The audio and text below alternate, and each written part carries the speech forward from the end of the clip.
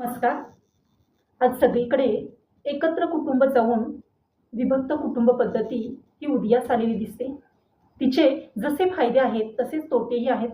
तोट्यामध्ये पाहिलं तर आज ज्येष्ठांच्या शेवटच्या दिवसात त्यांची जी अवस्था होते त्याला कारण ही विभक्त कुटुंब पद्धतीच आहे. खरं तर ज्येष्ठांना त्यांच्या शेवटच्या काळामध्ये बाकी काही हवं असतं असं नाही. फक्त त्यांना तुमचा थोडासा वेळ त्यांच्याबरोबर घालवायचा असतो. कारण शेवटच्या क्षणामध्ये त्यांना नेहमी असं वाटतं की आपली माणसं आपल्याबरोबर असायला हवीत. खरं तर प्रत्येक माणूस हा मृत्यूला घाबरतो.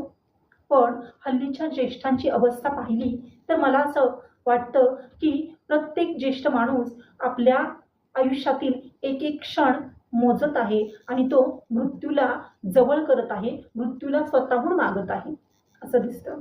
ही सगळी अवस्था पाहिली की समाजामध्ये किती भीषण अवस्था पसरलेली आहे याचं भान यायला सुरुवात होते आणि त्यावरच मग खरंच मृत्यू हे एक सत्य आहे.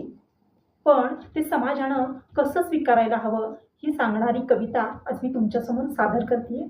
कवितेचं नाव आहे मृत्यू एक सत्य. किती सुंदर वाटलं तरी आयुष्य जगायचं राहत नाही. किती सुंदर वाटलं तरी आयुष्य जगायचं राहत नाही. मरणाऱ्याला जाताना जगणारही थांबवत नाही. दिल्या घेतल्या नात्यांचा हिशोब कधी मांडत नाही. दिल्या घेतल्या नात्यांचा हिशोब कधी मांडत नाही. मेल्यावर आयुष्याशी कधी कुणी भांडत नाही.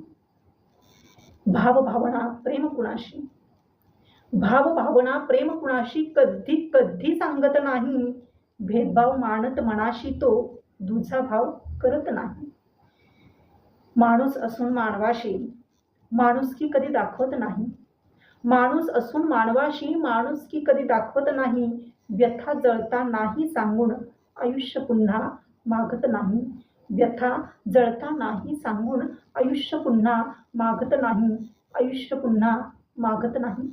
अशी ही ज्येष्ठांची व्यथा आणि कथा या कवितेतून मांडण्याचा मी एक निखळपणे प्रयत्न केलेला आहे. आजची ही कविता तुम्हाला कशी वाटली ते तुम्ही कमेंट बॉक्समध्ये नक्की कळवा. चला तर मग भेटूया पुन्हा एकदा नवीन अंतरंगासोबत. तोपर्यंत धन्यवाद.